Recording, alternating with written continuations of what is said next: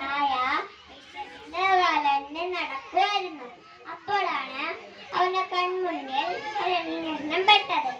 അവൻ ഓടിച്ചെന്നതെടുത്തു. എന്നിട്ട് ചുറ്റും നോക്കി. ആരുമില്ലെന്ന് ഉറപ്പാക്കിയതിനു ശേഷം അവൻ അത് എടുത്തോണ്ട് വീട്ടിലേക്ക് മടങ്ങിയായിരുന്നു. ഒരു പാലം കടന്നു വേണം അവന്റെ വീട്ടിലെത്താൻ. പാലത്തിലൂടെ നടക്കവേ അവൻ അവന്റെ പ്രതിബിംബം വെള്ളത്തിൽ കണ്ടു. വെള്ളത്തിൽ കണ്ട നായ അവൻ തന്നെയാണെന്ന് അവന് മനസ്സിലായില്ല. അപ്പോൾ അവൻ നോക്കുമ്പോൾ ആ നായയുടെ വായിലും ഒരു എല്ലും കണ്ടുപിടിക്കുന്ന അവൻ കണ്ടു. അപ്പോൾ അതും കൂടി കഴിക്കലാണെന്ന് ഇവൻ ചിന്തിച്ചു. അതൊന്നും ചിന്തിക്കാതെ ചോദ്യ വെള്ളത്തിലോട്ട് ചാടി. അപ്പോൾ അവന്റെ വായിലുള്ള കഷ്ണം വെള്ളത്തിൽ വീണു.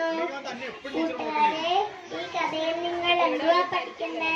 അത്യാഗ്രഹം ആപത്താണെന്നിപ്പം മനസ്സിലായില്ലേ? നന്ദി.